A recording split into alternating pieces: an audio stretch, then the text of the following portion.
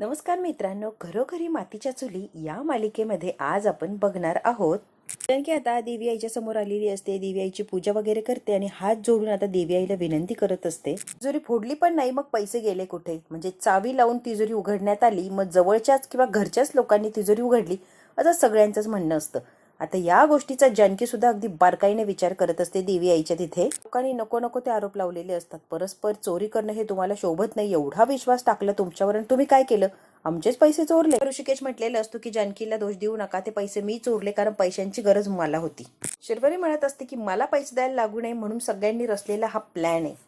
आता जानकी देवी आईला म्हणते, देवी आई अजून आमच्या नशिबात काय काय वाढवून ठेवलंय, काय काय लिहिलंय तुझं तुला माहिती. जानकी आता थकलेली असते. या संकटांना सामोरं जाऊन जाऊन रोज एक नवीन संकट जानकीच्या पुढे असतं. जानकी इतकी चांगली वागत असते तरी सुद्धा तिच्या आयुष्यातली संकट काय संपत नसतात.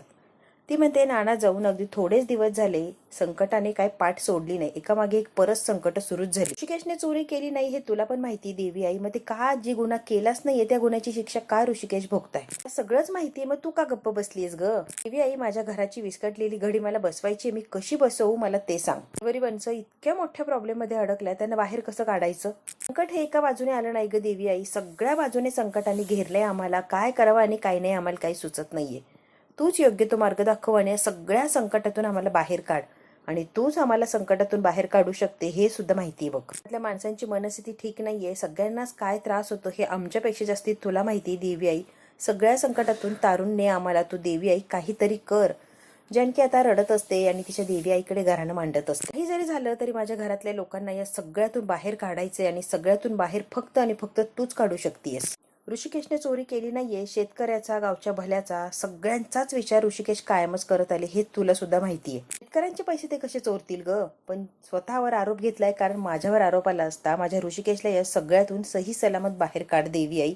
जानकी रडत असते आणि सगळ्यांबद्दलचीच काळजी व्यक्त करत असते. ही कर, कसंही कर, सगळं तुझ्या हातात आहे. सगळ्यांना या मोठ्या संकटातून बाहेर काढणं तुझी जबाबदारी आहे देवी आई. तरी चमत्कार घडव आणि सगळंच काय समोर आण देवी आई. तू सगळं काही करू शकते हे मला माहितीये, त्यामुळे तू कर काहीतरी आणि सगळ्यांचे चेहरे समोर आण. खरं कान आणि खोटं कोण. ती आता रडत असते आणि थकलेली असते. देवी आईला म्हणते, मी आता थकली आहे, जे काय आहे ते सगळं तूच करू शकते. देवी आईने आता कौल दिलेलं असतं. देवी आईच्या जवळ असलेलं फुल बरोबर खाली पडतं आणि जानकीला मार्ग सगळंच काही दाखवणार असते देवी आई. आता एवढ्या मोठ्या संकटातून जानकी सुटणार, सगळं सुरळीत होणार यात काही शंकाच नाही. देवी आईचा कौल मिळाला म्हणल्यावर जानकीला अजून बळ आलेलं असतं लढण्यासाठी. आता अवंतिका आणि ऐश्वर्या असतात. अवंतिका म्हणते ऐश्वर्याला, तू शरुताईंवर हात का उचलला? पती मिळवण्यासाठी पुरेपूर प्रयत्न करतात आणि तू तेच केलंय. त्यांच्यावर हात उगारला आणि त्यांना काय सिंपती मिळवूनच दिली की कुणीच तिला बरं पाहत नाहीये, आता ती त्याचंच भांडवल करणार. ऐश्वर्या, तू अशी का वागलीस? अवंतिका आता प्रश्न विचारत असते, ऐश्वर्या बोल, तिच्यावर का हात उगारलास? किती वेळा सांगितलंय का तिच्या नादाला लागू नको, तिच्या नादाला लागू नको. फार विचित्र बाई आहे. हो आहे ना विचित्र. ज्या बाईवर संशय आपल्याला, तिला अलर्ट का केलं? तिला तू मारलं आणि अजून अलर्ट केलंय. किती वेळा सांगितलंय नको तिच्या नादाला लागू, पण तू ऐकतच नाहीये. तू तिला का मारलं? ते आता अलर्ट होणार आणि नको ते करणार. होऊ दे. त्या नाटकी आणि खोटारड्या बाईला काय अलर्ट व्हायचंय ना, होऊ दे. पण ती आता वाचणार नाही यात काही शंका नाहीये. तिला मी पकडणार म्हणजे पकडणार. काही जरी केलं तरी तिचा खरा चेहरा मी सगळ्यांच्या समोर आणणार म्हणजे आणणार. लिहून देते, शरुताईंनीच पैसे चोरले, दुसरं कुणीच चोरलेलं नाहीये. मी तुला लिहून देते गॅरंटेड. चोरले असतील मान्य आहे, पण त्या आईंना काय म्हणाले माहिती का? आपल्याला त्यांना पैसे द्यायचे नाही ना म्हणून हे चोरीचं वगैरे नाटक रचले आपण. का? तर शरुताईंना पैसा द्यायचा नाहीये म्हणून हे नाटक करून सगळ्याच्यातून बाहेर पडण्याचा प्रयत्न करतोय. अगं एक नंबरची महा चॅप्टर बाई आहे ती. काहीही करू शकते, काहीही बोलू शकते. ते का म्हणते, एवढं मोठं नाटक करणार आहोत का आपण? खोटं नाटक काय बोलते, ऐकलं ना तू? आणि सगळ्यात महत्वाचं ऐश्वर्या, आईंचं कळत नाही. आई त्यांच्यावर विश्वास का ठेवताय? ताईने आईना व्यवस्थित घोळात घेतलंय, त्यामुळे शरुताई जे सांगणार ते बरोबर ऐकणार म्हणजे ऐकणारच. ते कुठेतरी लपवलेत. अजून पैसे आपल्याकडनं हवेत, कळतंय का? सोनं, रोख रक्कम आणि आता ते चोरलेले पैसे. इतका पैसा आहे तरी दुप्पट अजून आपल्याकडून काढून घ्यायचाय. काय बाई आहे खरंच ही. कसं वाटतंय ग ऐश्वर्या ती असं करू शकते? तिच्यासारखा तिरकस विचार फक्त आणि फक्त मीच करू शकते अवंतिका, एवढी गॅरंटी मला आहे. ज्या क्षणी म्हणाले ना, ज्या दिवशी चोरी झाली त्या दिवशी दार उघडं होतं, मी स्वतः दार लावलं. तिच्या चेहऱ्यावरचे हावभाव असे बदलले ना की बघण्यासारखे होते. कुणीही तिच्याकडे बघून सांगेन की ही कशात तरी सामील आहे. ऐश्वर्याने बरोबर अवंतिकाची नस पकडलेली असते. अवंतिका काय आहे हे ऐश्वर्यालाच कळालेलं असतं. चेहऱ्याचे हावभाव बघितले आणि काहीतरी गडबड आहे तेव्हाच मी ओळखलं, तेव्हाच मी तिला पकडलं. अवंतिका ती सिरियसली? हो, माझी खात्री म्हणून तर पटली. ऐश्वर्या अगदी ओरडून सांगत असते की चोरी तिनेच केली आहे, विश्वास ठेव अवंतिका. इकडे आता जानकी मंदिरात जाते आणि तशीच ऋषिकेशसाठी जेवण घेऊन आलेली असते. जानकी म्हणते, ऋषिकेश तुमच्यासाठी घरचं जेवण आणलंय. इथं घरचं जेवण मिळत नाही ना, म्हणून मी स्वतः घेऊन आली. चला बरं घ्या जेवण. घरच्या जेवणाची आठवण कोणाला येत नाही जानकी? इथे असलेल्या प्रत्येकाला घरच्या जेवणाची आठवण येते ग. जानकी ऋषिकेशला भरवते. ऋषिकेश म्हणतो तू खा. दोघं एकमेकांना प्रेमाने भरवत असतात. ऋषिकेश आणि जानकी एकमेकांवर इतका विश्वास असतो, इतकं प्रेम असतं, वेळोवेळी ते दाखवून देत असतात. खूप अशी असताना नवरा कसा खाणार? जानकी इतकी रडायला लागलेली असते आता, कारण तिला इतकी घालमेल होत असते की माझा नवरा विनाकारण शिक्षा भोगतोय. आता रडायला लागलेली असते. इतकं प्रेम करते ऋषिकेश. ऋषिकेश म्हणतो मग त्यापेक्षाही जास्ती प्रेम करते. मला माहिती आहे की करण्याच्या बाबतीत तुझ्याशी स्पर्धा नाही होऊ शकत आहे. तू किती प्रेम करते आणि काय मला माहिती आहे की जानकी. ऋषिकेशला विश्वास असतो, आत्मविश्वास त्याचा बळकट असतो अगदी. आता मात्र तुम्ही मला हरवलंय ऋषिकेश. चोरीचा आळ स्वतःवर घेतला आणि तुम्ही माझ्यावर किती प्रेम करता हे मला दाखवून दिलंय तुम्ही. जानकी ऋषिकेश गप्पा मारत असतात, पण जानकीच्या मनात असंख्य असे प्रश्न असतात की माझ्या ऋषिकेशला मी एवढ्या संकटातून कशी बाहेर काढू. ऋषिकेश ही स्पर्धा तुम्ही जिंकला हो, तुमचं प्रेम तुम्ही सिद्ध केलं, पण बायको म्हणून मी काय केलं? मी काहीच केलं नाही. तुम्हाला इथेच अडकवून ठेवलंय. इथून बाहेर काढण्यात मी यशस्वी झालीये नाही, मी अयशस्वी ठरलीये, मी नाकाम झालीये. तुम्हाला बाहेर काढू शकली नाहीये ऋषिकेश. I am sorry. माझ्यामुळे तुम्हाला इथे राहायला लागतंय. रडत असते आणि ऋषिकेशकडे गयावया करत असते. प्लीज असलं काही बोलू नको जानकी, प्लीज. पूस बरं जानकी, का रडतीयस? का स्वतःला त्रास करून घेतीयस? ह्या वाईट परिस्थिती सुद्धा हसता येते. ऋषिकेश कमाल आहे तुमची. चोरीचा आळ तुम्ही स्वतःवर घेतला. माझी शिक्षा मी भोगली असती ना ऋषिकेश? शांत बसले असते तर आपल्याला थोडा वेळ मिळाला असता काहीतरी करायला, पण तुम्ही गुन्हा मान्य केला आणि डायरेक्ट जेलमध्ये येऊन बसला. ऋषिकेश तुम्ही असं का वागला? पोलिसांसाठी सोपं केलं आणि आपल्यासाठी सगळंच कठीण होऊन बसलंय. जानकी मी जर हा गुन्हा मान्य केला नसताना, माहितीये पोलीस मला घेऊन गेले असते, तुम्ही माझ्यासाठी सगळं केले, पण नसतं केलं तरी पण प्रॉब्लेम सॉल्व्ह झाला असता. पण तुम्ही का ऐकलं नाही ऋषिकेश? का घाई केली? पर्यंत गुन्हा कुणी केला हे कळत नाही तोपर्यंत तुला जेलमध्ये राहायला लागलं असतं आणि मी तुला जेलमध्ये कसं ठेवू शकतोय जानकी? इम्पॉसिबल. त्याशिवाय मी अपूर्ण आहे. शेवटच्या श्वासापर्यंत तुमची साथ मला हवी आहे ऋषिकेश. तुम्ही आहेत तर लढायला बळ येतं, एक ताकद येते. तुम्हीच माझी ताकद आहे आणि तुम्हीच नाही म्हटल्यावर कसं? विश्वास ठेवा माझ्यावर. येताना देवाला प्रार्थना करून आली आहे. नक्की नक्की तुम्हाला सगळ्या संकटातून बाहेर काढणार, तेही लवकरात लवकर. ऋषिकेशला सुद्धा खात्री असते की जानकी मला फार काळ जेलमध्ये राहू देणार नाही. आता स्वतःच्या हाताने ऋषिकेशला जेवण भरवत असते. ऐश्वर्या आणि अवंतिका शरूच्या बाबतीतच विचार करत असतात. शरूताई सिंपती गेन करण्यात अनलिमिटेड एक्सपर्ट आहे. शरूताईच्या विरोधात काहीही बोललो तरी कोणीही विश्वास ठेवणार नाही. कळतंय का मला काय म्हणायचंय? एक नंबर चॅप्टर बाई आहे ती. सगळं स्वतःकडे करून बसली. अवंतिका ऐश्वर्या आता शांतपणे बोलत असतात, काही तो पुढचा प्लॅन करत असतात. अवंतिका तिची समजूत काढत असते. तेवढ्यात आता जानकी आलेली असते. ऐश्वर्या, अवंतिका झालं सगळं ठीक आहे ना ग? आणि काहीच ठीक नाहीये, सगळंच बिघडलंय. होते ना तेव्हा इतकी वादावाद झाली आणि सगळं नको ते व्हायला तेच बरोबर घडलंय. रंग भाऊजीने ऐश्वर्यावर हात उचलला. हा राग ऐश्वर्याच्या मनात होताच. ऐश्वर्याने शरूताईंवर हात उचलला आणि सणसणीत कानाखाली दिली. जानकीला जेव्हा कळतं की ऐश्वर्याने शरूच्या कानाखाली दिली तेव्हा जानकी म्हणते, ऐश्वर्या रागाच्या भरात असं का वागतीस तू?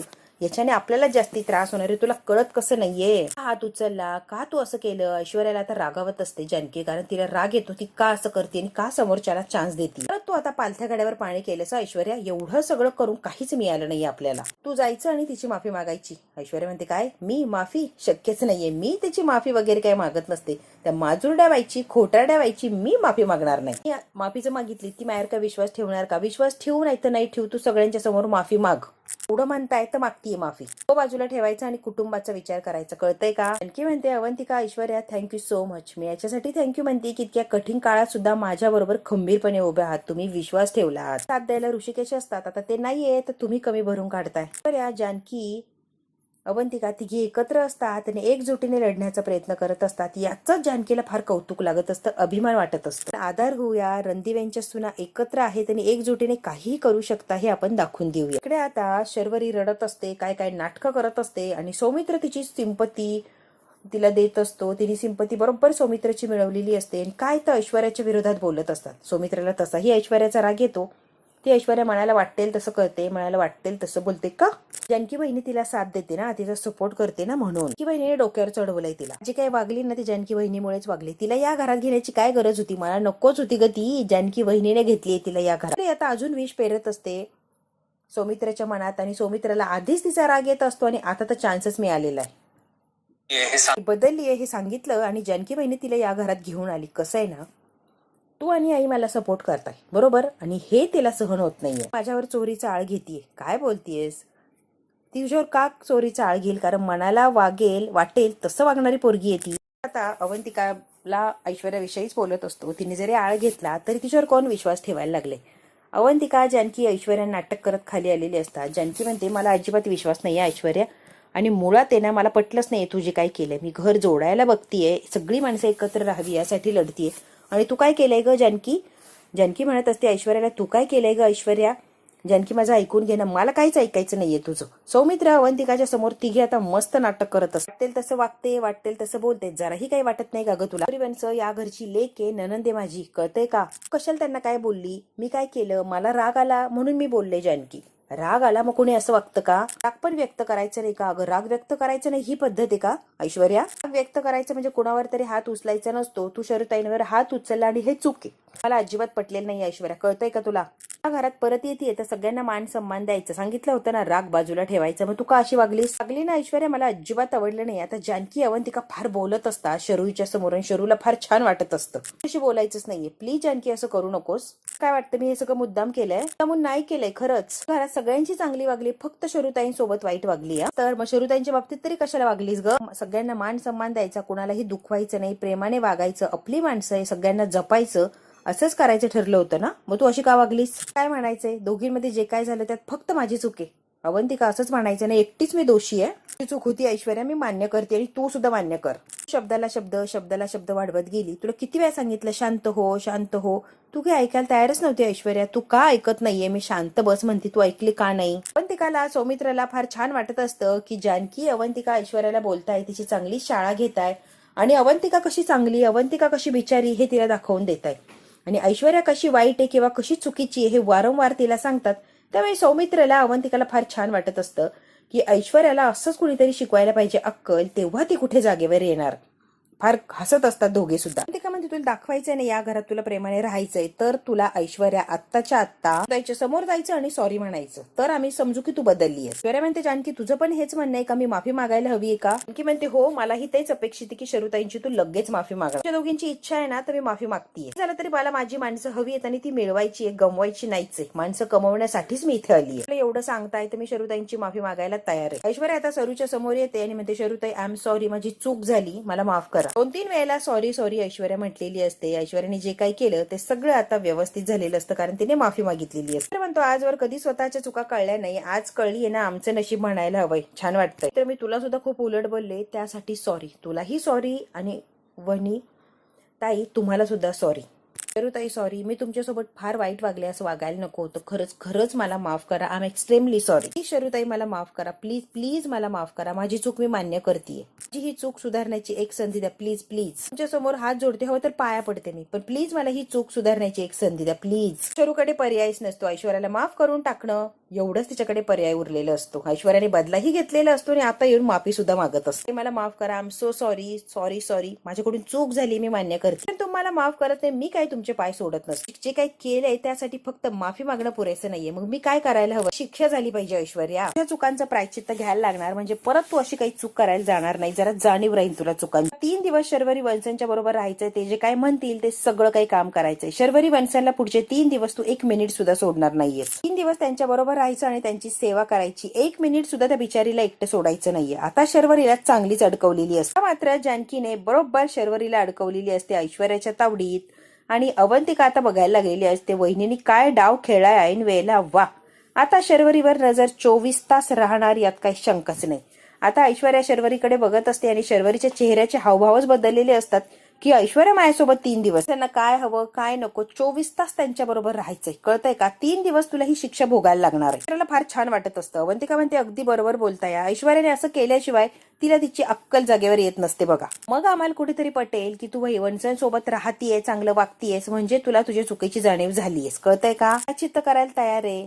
तुम्ही जसं म्हणाल तसं वागेल मी. 3 दिवस काय, आठवडाभर म्हटलं तरी वंशांबरोबर राहील, त्यांची सेवा करेल. 3 रात्र 3 दिवस वंशांची सेवा करणार म्हणजे करणार, हा माझा शब्द आहे जानकी. पण आता तिला झटकावून टाकते, याची काय गरज नाही. माझ्याबरोबर 3 दिवस राहण्याची काय गरज नाहीये, मी तुला माफ केलंय. जानकी म्हणते, वंश गरज नाही असं कसं म्हणताय. तुमचं मन किती मोठं आहे मला माहिती की, पण असू द्या की, हिला पण हिची चुकीची जाणीव होऊ द्या की, हिला तुमची सेवा करूच द्या, आणि तुम्ही हवं ते काम सांगा तिला. हिची 3 दिवस अशी काय हालत करा की हिला परत कुणावर हात उचलण्याची इच्छाच झाली नाही पाहिजे. ऐश्वर्या आता सपोर्ट करत असते शरूला की हिला राहू देस तुमच्या बरोबर 3 दिवस. शरू घाबरलेली असते. तिला माहिती ही जर माझ्याबरोबर राहिली तर सगळा काळा चिठ्ठा वर आणणार ही ही माझ्या बरोबर नकोच. शिक्षा व्हायला हवी आहे. प्लीज तुम्ही नाही म्हणू नका. मी अजिबात तिला माफ बीप करू नका मोठ्या मनाने. 3 दिवस तिला शिक्षा भोगूच द्या. प्लीज शरुताई मला 3 दिवस तुमच्या बरोबर राहू द्या. शिक्षा भोगू द्या प्लीज प्लीज. तर या लोकांचा माझ्यावर विश्वास बसेल प्लीज. ते नाही नाही नाही नको. सगळं झालंय आता. काही नाही शिक्षा वगैरे द्यायची. मला माझ्याबरोबर राहायची तर अजिबात गरज नाहीये. अवंतिका आणि जानकी म्हणते असं कसं शरुताई असं चालणारच नाहीये. हिला शिक्षा भोगायला लागणार म्हणजे लागणार. ती तुमची सेवा करणार आणि तुम्ही ती सेवा करून घ्यायची. त्यामुळे नाही असं म्हणायचं नाहीये. मी तुम्हाला आत्ताच सांगते शरुताई. हिने जी चूक केली आहे ना त्यानंतर हिला शिक्षा मिळायलाच पाहिजे. आणि प्लीज तुम्ही नाही म्हणू नका. तुमचा मोठेपणा दाखवू नका प्लीज. तुम्ही मोठ्या मनाच्या आहात हे तर माहितीये, पण हिला भोगू द्या की शिक्षा. म्हणतीये ना मग करू द्या की तिला काय करायचंय ते. अगं बाई तिला माफ केलंय मी. इतकं सगळं करायची आणि माझ्याबरोबर 3 दिवस राहायची काही गरज नाहीये. मिनिटात शरूने माफ करून टाकलेलं असतं कारण ती घाबरलेली असते. सेवेची काही गरज नाही ग बाई. माझी मी समर्थ आहे सगळं करायला. ती येते तर आणि तसंच होणार आहे. तुमच्या बरोबर ऐश्वर्या राहणार म्हणजे राहणार. मेसेज आलेला असतो. शरू मेसेज वाचते आणि त्या मेसेज कडे बघत थांबलेली असते. तिघींना एका मिनिटात शंका येते. बँकेत जरा मेसेज आलाय काय जरा बघतेच मी. शरू आता तिथून बरोबर काढता पाय काढते कारण मेसेज काय आला त्याचा रिप्लाय तिला द्यायचं असतो. मी जरा आलेच म्हणून गोंधळल्यासारखी होते आणि रूम मध्ये निघून गेलेली असते. लगेच शरूच्या मागे गेलेली असते कारण त्यांना काहीही करून तिच्यावर लक्ष ठेवायचंच असतं. तर जाते हे आणि शरूच्या मागे उभी राहते. शरू अशी डचकते. सॉरी तुम्ही घाबरलात ताई. सॉरी. माझ्या मागं करते. राहू दे की मला एकटीला. नाही मी 3 दिवस तुम्हाला सोडणार नाहीये. माझी प्रायव्हसी हवी आहे. प्रायव्हसी मी काहीच तुम्हाला डिस्टर्ब करणार नाही. मला फक्त तुमच्या बरोबर राहू द्या प्लीज. मला खूप आवडते माझी प्रायव्हसी. तुला आवडते की नाही तुझी प्रायव्हसी. मला पण वाटतं ना मी एकटीने राहावं, एकटीने वेळ घालवावा. तू असली तर कशी प्रायव्हसी मिळणार सांग बरं ऐश्वर्या. त्याच्यामुळे तुला माफ केलंय. तू जा. तुला काही शिक्षा भोगायची गरज नाहीये ना ताई. प्लीज मला राहू द्या. तेवढा बदल कसा झाला. सौमित्र लगेच अवंतिका आणि जानकीला विचारतो. अवंतिका म्हणते समजावलं काय ऐकती रे ती. चांगलं काम केलं तर सुधारली ती. आवडलं मला. आणि सौमित्र हसतो आनंदी होऊन आता निघून गेलेलं असतो. किती वेळ ऐश्वर्याला त्यांच्याबरोबर ठेवेल माहित नाही. किती वेळ ठेवणार किती वेळ नाही. पण ऐश्वर्या काय शर्वरी वंशांची पाठ सोडणार नाही हे तेवढंच खरं. पण तेच हवंय ना. जानकी म्हणते हो तर. दोघी जणी हसतात आणि आता निघून गेलेले असतात. मित्र अवंतिका आता बेडरूम मध्ये असतात. अवंतिका ऐश्वर्याची कान उघडणी केलीस फार बरं केलं. मला फार छान वाटला. त्या ऐश्वर्याला बोललीस ना अवंतिका मला खूप आवडलं. टेन्शनच्या परिस्थितीत राहणं जरा बंद कर. काम कमी कर आणि जितकं छान फ्रेश राहता येईल तितकं फ्रेश राहा. जितकं आराम करता येईल तितका आराम कर. अवंतिका म्हणते हो रे. सुरुवात आत्तापासूनच करूया. झोप बरं जरा आराम कर. काय सोमी संस्काराचं पुस्तक आहे आणि हे वाचायचंय तुला. बघ की असली पोस्टर आणली. अवंतिका इतकी खुश होते ते पोस्टर. छोटे छोटे गोड क्यूट असे पोस्टर असतात बाळांचे आणि गर्भसंस्काराचं पुस्तक असतं. अवंतिका ते बघते आणि खूप फ्रेश झालेली असते. ही पोस्टर वा आय लाईक इट. व्हरायटी आपल्याकडे. वा व्हरायटी. हो या पोस्टर कडे रोज बघायचंय. हो बाबा हो. आपलं बाळ सुद्धा असंच गोंडस आणि गोड होणार आहे. त्यामुळे रोज बघायचंय. हो रे. स्वतःची काळजी बिजी घेणार नाही. सौमित्र म्हणतो का. अवंतिका म्हणते म्हणजे पार्टनरने माझी काळजी घ्यावी वाटूच शकतंय ना मला की सगळं मीच करायचंय. पॅम्पर करावं. सौमित्र आता अवंतिकाच्या पोटाला हात लावतो आणि म्हणतो मम्माला सांग मी सगळं ऐकायला तयार आहे बाळा. मम्मानी सुद्धा माझं ऐकलं पाहिजे सगळं. मी घरात नसताना स्वतःची काळजी घेणार असेल तर. अवंतिका म्हणते हो मी नक्की काळजी घेणार आहे स्वतः. मी किती काळजी घेता हो आणि किती टेन्शन आहे तुम्हाला. चिल करा रिलॅक्स. मी स्वतःची काळजी नक्की घेणार आहे. तुमच्यासारखं मलाही स्वतःची काळजी घ्यायची आहे. बाळाची काळजी आहेच की. तोपर्यंत हे बाळ जगात येत नाही तोपर्यंत मी काही रिलॅक्स होणार नाही. अवंतिका जेव्हा बाहेर जातो तेव्हा सतत काळजी वाटते. भीती वाटत राहते तुमची. तुम्ही व्यवस्थित आहात का. काही टेन्शन आहे का. कायम काळजी लागून राहिलेली असते. काय काळजी दाखवतो याचा चुकीचा अर्थ घेऊ नको प्लीज. नाही रे सौमित्र होऊ नये याची फार भीती वाटते ग. सो मी काय असं बोलतोय. तू काय व्हायला लागलंय. मला होणाऱ्या बाळाला काहीच होणार नाहीये. प्लीज एवढं टेन्शन घेऊ नको रे. होणाऱ्या बाळाचं वेलकम करता आलं पाहिजे. त्यासाठी रेडी पाहिजे की नाही तू. आणि तू बाबा होणार आहे. सगळं हँडल करता आलं पाहिजे. हो की नाही. करेक्ट. ट्राय करतो बाबा. स्वतःची काळजी घे. अवंतिका एवढंच सांगणे. हो रे. मित्र म्हणतो आय लव्ह यू. अवंतिका म्हणते आय लव्ह यू टू. सोमी. मित्राने अवंतिकाला जवळ घेतलेलं असतं. दोघांनाही छान रिलॅक्स असं फील होतं. बरेच दिवस झाले अवी स्पेशल कॉफी प्यायलेलोच नाहीये मी. मला कॉफी प्यायची. बघितलं का बाबा किती चॅप्टर आहे. आधी म्हणता आराम करायचं काही करायचं नाही. आता कॉफी पाहिजे बनवून. बघ की. नाही सॉरी म्हणतो मीच आणतो बनवून. वेडायच का सोमी. मी आणते बनवून. काय गरज नाहीये तुला जायची. मी जाते की. करते लगेच काय रे. म्हणतो ना मला सुद्धा कॉफी प्यायची इच्छा झाली. आता मला पण कॉफी प्यायची. असा बाबा इथे मी लगेच कॉफी आणते. पण ती का आता कॉफी आणण्यासाठी गेलेली असते खाली. मेसेज आलेला असतो. ऐश्वर्याने वाचलेला असतो. इथेच घुटमळतेस का. जा म्हटलं ना. ऐश्वर्या म्हणते नाही मी नाही जाणार आहे. माफ केलं जा इथून. नाही शरूताई मी नाही जाणार. अवंतिकाला जसा मेसेज येतो अवंतिका मागचा पुढचा विचार. शरवीला जसा मेसेज येतो शरयू मागचा पुढचा विचार करत नाही आणि डायरेक्ट बाहेर निघून गेलेली असते. बाहेर निघून गेली. कुठे गेली काय गेली हा सगळाच प्रश्न पडलेला असतो ऐश्वर्याला. आता ऐश्वर्या सगळ्या गोष्टीचा विचार करते. मित्रांनो हा भाग तर इथे पुढच्या भागात काय होणार आपण अगदी थोडक्यात बघूया. ऐश्वर्या, अवंतिका, जानकी एकत्र आलेली असतात आणि ऐश्वर्या म्हणत असते तिला कोणाचा तरी मेसेज आला होता वेटिंग म्हणून. ती मात्र अजिबात थांबली नाही, मागचा पुढचा विचार केला नाही आणि डायरेक्ट दार उघडून ती बेडरूमचं बाहेर निघून गेली. त्याचा अर्थ ती बाहेर जाऊन कोणाला तरी भेटणार आहे, कोणाला तरी भेटायला गेली ती बाहेर. त्या मात्र जानकीच्या लक्षात येतं शर्वरीने जर चोरी केली असेल तर शर्वरी काहीतरी लपवालपी किंवा काहीतरी करण्याचा प्रयत्न करणार. शर्वरी घाईघाईने बाहेर निघालेली असते कारण कुणीतरी तिचं वाट बघतंय. आता जानकी सुद्धा शर्वरीच्या मागे बरोबर तिचा पाठलाग करत चाललेली असते. राहुल आणि शर्वरी बरोबर इथे भेटलेले असतात. राहुल त्या ऐश्वर्याने मोठा वाद झाला, इतका मोठा वाद झाला ना माझ्यावर संशय आला, मला असं वाटायला लागलंय बाजार समितीमध्ये मी चोरी केली आहे, जर कुणाला कळलं तर काय व्हायचंय राहुल, कसं कुणाला कळेल शरू, तू तरी काय विचार करते. राहुल आता शरूला शांत करण्याचा प्रयत्न करतो. ऑलरेडी कळलंय शर्वरी वंशक कळलंय. आणखी आता शर्वरीच्या समोरून उभी राहते आणि शर्वरीला आणि राहुलला सांगते की तुम्हाला रंगे हात पकडले, मला माहिती की तुम्हीच चोरी केलीये. आता मात्र राहुल आणि शर्वरी जानकीला समोर बघून इतकी घाबरतात की त्यांना काही सुचतच नाही. बघू आता शर्वरी आणि राहुल जानकी समोर खरं काय ते कबूल करणार का, की जानकीचा सुद्धा घातपात करतील नानांसारखा. हे जर बघायचं असेल तर बघायला लागणार आपल्याला पुढचा भाग. मित्रांनो, हा भाग इथेच संपतो. व्हिडिओ आवडल्यास लाईक, शेअर, सबस्क्राईब नक्की करा. धन्यवाद मित्रांनो.